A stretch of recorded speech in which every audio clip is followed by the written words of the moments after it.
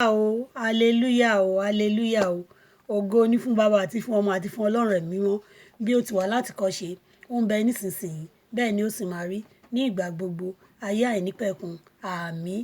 Ẹ̀yin ará mi nínú olúwa, ẹ̀yin ọmọ ọlọ́run gbogbo ní gbogbo orílẹ̀-èdè gbogbo, ilẹ̀ Asia ni, bó ń ṣe lamẹ́ríkà ni, ó ń ṣe Nàìjíríà ni, ilẹ̀ Europe ni, ní gbogbo ibi tó lè jẹ́ tẹ́ ẹ lè wà lábẹ́ oòrùn tẹ́ ẹ jí sáyé sí mọ́lẹ̀ àlàyé lénìí pẹ̀lú agbára àti ògo ọlọ́run, pẹ̀lú ìmúṣẹ rẹ̀, pẹ̀lú ìfẹ́ rẹ̀ àti àánú rẹ̀ tó fi jẹ́ ká rí mọ́lẹ̀ àlàyé lénìí. Òun ni mo ṣe mú kéde ọ̀rọ̀ Kristi Jésù ọlọ́run aláàánú wa tó kú fún yín, tó kú fún mi lórí igi àgbélébù. Ó mọ ọtí kíkan, ó ní wọn ọ̀kọ̀ lọ́wọ́ ọ̀kọ̀ lẹ́sẹ̀, adé ẹ̀gún lórí nítorí tèmi àti yín náà ni. Ìloro márààrún tó ẹ̀jẹ̀ jáde lára Kristi Jésù ó máa mú àfin polongo ẹ̀ fún yín ní wákàtí ọ̀wọ̀ yìí pé kẹ́ ẹ máa bọ̀. Kò sóhun kankan tó wà nínú ayé bí kò ṣe ti Kristi Jésù olúwa wa. Tá a bá ti gbà lólúwa, tá a gbà lólùgbàlà wa tó ń ṣe ohun gbogbo nínú ohun gbogbo, tó ń ṣe olùdáàdé fún wa, kí là ní dúpẹ́ sí? Ẹ jẹ́ ká sìn. Kò sí lẹ́yìn ọlọ́run, kò tún sí ọlọ́run. Kristi ni ọ̀nà, òun ni ìyè, òun ni òtítọ́. Ẹ jẹ́ a tẹ̀lé, ẹ má jẹ́ a wá ọlọ́run kankan káàkiri nítorí pé bí àsíá Kristi Jésù tí a bá fira wa sí abẹ́ rẹ̀, ìjì lè jà, afẹ́fẹ́ lè fẹ́, òjò lè rọ̀, umbrella Kristi Jésù nìkan nìjì ayé kankan ò lè kà mọ́ wa lórí. Torí bẹ́ẹ̀ ni mo ṣe kéde ìyìn ẹ̀ wá fún yín lénìí. Ẹ̀yin ọmọ ọlọ́run nílẹ̀ gbogbo, ẹ gbọ́ ọ̀rọ̀ olúwa, ẹ tẹ̀lé Kristi Jésù ọba tó ń gbani. Èyí ló wá mú mi lọ nínú ìwé orin Dávídì orí 24 láti ẹsẹ̀ kínní dé ìparí rẹ̀, èyí tó sọ wípé ti olúwa ni ilẹ̀ àti ẹ̀kún rẹ̀, ayé àti àwọn tó tẹ̀dó sí inú rẹ̀, nítorí pé ó fìdílẹ̀ sọ̀lẹ̀ lórí òkun, ó sì gbé kalẹ̀ lórí ìṣàn omi. Ó ní ta ni ó gòrí òkè olúwa lọ? Ó ní ẹni tí ó ní ọwọ́ mímọ́ àti àyà funfun, ẹni tí kò gbé ọkàn rẹ̀ sókè sí asán, tí kò sì búra ẹ̀tàn. Òun ní ó rí ìbùkún gbà lọ́wọ́ olúwa àti òdodo lọ́wọ́ ọlọ́run ìgbàlà rẹ̀. Èyí ni ìran tí ń ṣe àfẹ́ẹ̀rí rẹ̀, tí ń ṣe àfẹ́ẹ̀rí rẹ̀ ọlọ́run Jákọ́bù. Ẹ gbé orí sókè ẹ̀yin ẹnu ọ̀nà, àní ká gbé yín sókè ẹ̀yin ilẹ̀kùn ayérayé, kí ọba ògo kó wọnú ayé wa wá, kó wọnú ọkàn wa wá, kó wọnú ẹ̀mí wa wá. Ta ni ọba ògo yìí? Olúwa tí ó le, olúwa tí ó lágbára, olúwa tí ó lágbára ní ogun. Òun náà ni ọba ògo. Òun ni ògo ní fún bàbá àti fún ọmọ àti fún ọlọ́run ẹ̀mí mímọ́ bí ó ti wà láti kọ́ ṣe ó ń bẹ nísinsìnyí bẹ́ẹ̀ ni ó sì máa rí ní ìgbà gbogbo ayé àìnípẹ̀kun àmín.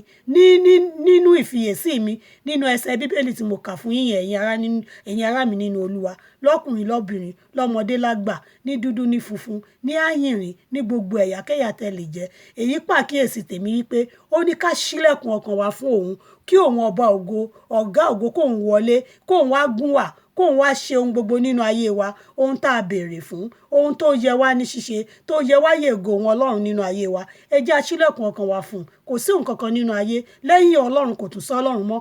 Kristi Jésù lọ́ba tó lè gbani, òun lọ́ba tó lè lani. Ẹ wo ohun àrà, ẹ wo ohun ìyanu tí alágbàwí ayé, olùdáàbòbò, alágbanilágbàtàn, ọlọ́run ọba tèmi mọ̀, ọba tó fẹ̀, ọba tó ga, ọba tó jìn ni, ọlọ́run ìyanu, ọlọ́run ìyìn ni, ògbó ọmọ níjà sọmọdàjẹ́ ni, àtẹ̀rẹ̀ kárí ayé, alágbàlà àdéhùre, ọba tó jẹ́ pé bí gbogbo ọgbà bá kú, ọba tèmi ò lè kú, kò lè ṣá, kò lè dìbàjẹ́, ọba àdàgbà má pààrọ̀ òye, ọba tó wà lókè ọ̀run tó fi ilé ayé sí àpótí ìtìsẹ̀. Ọba yẹn lèmi ń kéde yín ní wákàtí ọ̀wọ̀ tí mo ní kẹ́ ẹ jẹ́ ká tẹ̀lé, tí mo ní kẹ́ ẹ jẹ́ ká mọ̀, nítorí pé kò sí nǹkan kan nínú ayé, kò sí ohun kankan nínú agbára oṣó, agbára àjẹ́ tàbí lẹ́bọlógún tàbí èmèrè kankan, ṣùgbọ́n agbára ọlọ́run, ọba tí agbára kan ò lè borí ẹ̀. Ọba yẹn ni mo ní kẹ́ ẹ jẹ́ ká sá sí lọ́dọ̀ ní wákàtí ọ̀wọ̀. Ẹ̀yin ará mi nínú olúwa, kí ni ohun tó ń jẹ́ ẹ̀dùn ọkàn yín? Ṣé ọmọ ni? Sista Esther, ọmọ tẹ́ ẹ béèrè fún yẹn níwòye oṣù 9 sígbà tá a wà yìí, ọlọ́run aláyọ̀ ó máa ṣe ọlẹ̀ ayọ̀ sínú ayé yín, ó máa bẹnu yín wò, ó máa bẹnu ilé yín wò. Ẹ gbọ́ igbe ọmọ lórúkọ Jésù. Brọ̀dá mi David, ṣéṣẹ́ lẹ̀ ń wá ni? Ṣé ìwé ìgbélú ni? Òun lẹ́rù pé bóyá ogun ni, ogun yẹn ti ṣe látẹ̀ni lọ. Tó bá jẹ́ pé nítòótọ́ òun lọ́ba tó ń wí tó ń dúró, òun lọ́ba sọ̀rọ̀ má tàsé, awí má yẹun. Gbogbo ìdílé Jésè, ọlọ́run ìyanu, ọlọ́run àwọn Ísírẹ́lì lórí òkun pupa, ẹ wo ọwọ́ agbára tó fi ṣẹ́gun fáwọn ọmọ Ísírẹ́lì. òkun pupa níwájú ogun Fáráò lẹ́yìn ṣùgbọ́n ogun òkun pupa ó dìyàn gbẹ ilẹ̀ fún àwọn ọmọ Ísírẹ́lì wọ́n rọ́nà lọ ogun Fáráò ó ṣègbè sínú òkun pupa fún àwọn lẹ́yìn àwọn ọmọ Ísírẹ́lì bí ogun ayé yín tó mì títì tẹ́ ẹ̀ bá sùn tẹ́ ẹ̀ bá jí láti ọdún ìwá bí ogun yẹn ṣe máa ṣègbè sókun pupa lẹ́ni nìyẹn pẹ̀lú agbára àti àṣẹ Ọlọ́run tó bá jẹ́ nítòótọ́ lolúwa pè mí tó yàn mí tó ní kí n kéde òun fún gbogbo àgbáláyé agbára àṣẹ ti Ọlọ́run pẹ̀lú ẹ̀jẹ̀ ìdìdí Kristi ó ní mo fi pàṣẹ pé ogun tẹ́ ẹ rí yẹn ogun Egypt tẹ́ ẹ rí yẹn gẹ́gẹ́ bó ṣe kọ́ nínú ìwé Exodus tẹ́ ẹ rí lánàá ẹ ò tún ní ibà pàdé mọ́lẹ̀ ní ẹ máa da ṣẹ́gun ni ẹ máa dẹni òmìnira lórúkọ Jésù torí Kristi Jésù ti tẹ́wọ́ gbà yín ó ní pé ẹni tí ọba ọmọ bá ti gbà tí ọba ọmọ bá ti sọ dòmìnira a ó sọ di òmìnira nítòótọ́ ni ẹ ti dòmìnira látẹ̀ni ẹ ti dòmìnira látẹ̀ni lọ gbogbo ẹ̀yin ará mi níbi gbogbo tẹ́ ẹ wà lábẹ́ oòrùn nírìn àjò ayé ẹ ó dẹni òmìnira o ṣé ìwé ìgbélu yẹn ni ó máa dìrọ̀rí fún yín mo kéde Jésù ẹ gbà ní Olúwa àti olùgbàlà yín nítorí pé òun ni ọba tó ń wòsàn òun lọ́ba tó ń gbàlà sísítà mi lórí ìbúyẹ lórí àkéte àìsàn yẹn ní hospital gbogbo tẹ́ ẹ wà nílé ìwòsàn gbogbo mo rán àṣẹ àlàáfíà mo rán gẹ́lẹ́ àlàáfíà kó lọ fọwọ́ bà yín ọba àgbẹ̀bí má gbẹ̀jẹ̀ dókítà tí kì í fúnni ní paracetamol tí kì í fúnni lábẹ́rẹ́ kankan kó tó wo onísàn mo rán sínú àgọ́ ara yẹn kó lọ gbàwòsàn tó bá jẹ́ pé bẹ́ẹ̀ ló ṣe kọ́ nínú ìwé orin Dáfídì 18 tó ní kí àyà kó pa àlejò kí jẹ́bu kó fìbẹ̀rù jáde kó fìbẹ̀rù bojo jáde níbi kọ́lọ́fín wọn gbogbo àlejò kálejò àìsàn tó bẹ ayé yín wò àlejò tó fi òru dẹ̀dẹ̀ tó fi bu ẹlẹ́ ayé yín mo pàṣẹ pẹ̀lú ọwọ́ agbára ọ̀run àwọn ayé mo fi àṣẹ ọ̀rọ̀ bánú mo ní kí àlejò yẹn kó máa fi bẹ̀rù jáde nínú àgọ́ ara yín ní wákàtí ọwọ̀ yìí lórúkọ Jésù gbogbo ohun tí Ọlọ́run ò gbìn sínú àgọ́ ara yín tó la olẹ̀wù síbẹ̀ mo fi ọ̀rọ̀ àṣẹ tí àṣẹ ìpè Ọlọ́run nínú ayé mi mo fi wú ti gbòǹgbò lórúkọ Jésù kẹ́ máa dẹni ìtura kẹ́ máa dẹni òmìnira ní orúkọ Jésù ó ti rí bẹ́ẹ̀ ó ti ṣe bẹ́ẹ̀ kò yí padà àṣẹ ọ̀run gùn tó bá rí bẹ́ẹ̀ láti èní lọ ẹ máa wọnú ògo tuntun lọ ẹ máa wọnú ìyìn tuntun lọ gbogbo ẹ̀yin ọkàn alààyè tẹ́ ẹ̀ ń gbọ́ mi lówùúrọ̀ èní tẹ́ ẹ jẹ́ alààyè ọkàn tẹ́ ẹ sì ń gba afẹ́fẹ́ ọkàn sínú tẹ́ ẹ ń gba afẹ́fẹ́ Ọlọ́run sínú lẹ́yìn ẹ máa mọ̀ pé Ọlọ́run ni Olúwa àti olùgbàlà wa torí pé àwọn kan lájọ sùn lánàá tán ò jí sáyé lẹ́nìí kò ń ṣe nípa agbára kì í ṣe nípa ọgbọ́n wa àánú la rí gbà àánú yẹn kò ní ṣí nínú ayé mi àtẹ̀yìn tọmọtọkọ táyàtọkọ lórúkọ Jésù ó ti rí bẹ́ẹ̀ ó ti ṣe bẹ́ẹ̀ kò yí padà àṣẹ ọ̀run gùn mo ní gbogbo ohun tẹ́ ẹ béèrè fún ṣé ilé lẹ̀ ń pòrúurú ọkàn tẹ́ ẹ ní kò kọ́ fún yín Ọlọ́run ọba tó nílẹ̀ àti ẹ̀kún rẹ̀ ó máa pèsè ilẹ̀ ó máa pèsè ilé tẹ́ ẹ máa kọ́ tẹ́ ẹ máa donílé lórí tẹ́ ẹ máa di landlord ṣé iṣẹ́ yẹn ni ẹ̀ríṣẹ́ ìwé ìgbélu ni gbogbo lọ́lọ́run ọba á ṣe láṣẹ pé torí pé ó ti sọ́nà nínú ìwé orin Dáfídì Psalm 86 ó ní ohun gbogbo tó ń ṣe tiwa òun á ṣe láṣẹ pé tó bá wá níbẹ̀ ọba aláṣepé iṣẹ́ á ṣàṣepé iṣẹ́ lórí ayé gbogbo wa láti èní lọ mo pa á láṣẹ ẹ máa wọnú ògo tuntun lọ èmi ọmọ yín ni o Táíwò aya Adéwọlé aya Kẹ́hìndé Adéwọlé ó ní mò ń pàṣẹ ọ̀rọ̀ sínú ayé yín lẹ́nìí àṣẹ ọ̀rọ̀ yẹn kó máa di mímúṣẹ kó máa di ṣíṣe nínú ayé yín a ó sọ àwọn onísọ́tàn a ó tún máa pàdé ara wa lọ́la èyí tí mo sọ lẹ́nìí ní orúkọ ti bàbá ní orúkọ ti ọmọ ní orúkọ ti ẹ̀mí mọ́ Ọlọ́run alààyè ó ti dìrọ̀ mọ́ a máa ṣiṣẹ́ ayọ̀ nínú ayé yín o èyí tí tẹ́ fi gbọ́ mi lẹ́nìí èyí ni ìbẹ̀rẹ̀ àkọ́kọ́ tí mo bẹ̀rẹ̀ láti jí iṣẹ́ ìrere tó Olúwa ní kí n máa sọ mo sì mọ̀ pé gbogbo ibi etí tó bá gbọ́ lẹ́nìí etí ayọ̀ ni ohun gbogbo tó jẹ́ ìdùn ọkàn yín lẹ́nìí ó di fíṣe onírọ̀bì níjọ́ ọkàn ẹ máa dá láyọ̀ ẹ̀yin tẹ́ ẹ di tẹ́ ẹ̀yin àgàn ẹ máa dọlọ́mọ lórúkọ Jésù ẹ̀yin aláìsàn ẹ máa gbàmúláradá pẹ̀lú àṣẹ ti bàbá pẹ̀lú àṣẹ ti ọmọ gbogbo ọwọ́ tẹ bá dálé ohun gbogbo ní iṣẹ́ ní òwò lẹ́nìí kẹ́ ẹ máa bẹ̀rẹ̀ sí ní rí èrè ayọ̀ kẹ́ ẹ máa rí kórè ayọ̀ lórí ohun gbogbo lórúkọ Jésù ẹ̀yin ò ní kú èmi ò ní kú táwọn tún fi máa pàdé láti wákàtí ọ̀wọ̀ yìí lọ gbogbo ẹ̀yin ará mi nínú Olúwa ṣáàdúrà lẹ́fẹ́ ni ohun gbogbo tẹ bá fẹ́ ẹ pè mí màá dá yín lò ẹ jẹ́ àjọ ké sọ́lọ́run lọ́rùn ẹ jẹ́ àjọ kígbe sí Ọlọ́run ṣebí Jábésì ọmọ ìní ọmọ ìṣòro ó ké pe Olúwa Ọlọ́run alààyè ó gbóhùn rẹ̀ ó sì ṣe ọlọ́lá ju àwọn ènìyàn rẹ̀ lọ.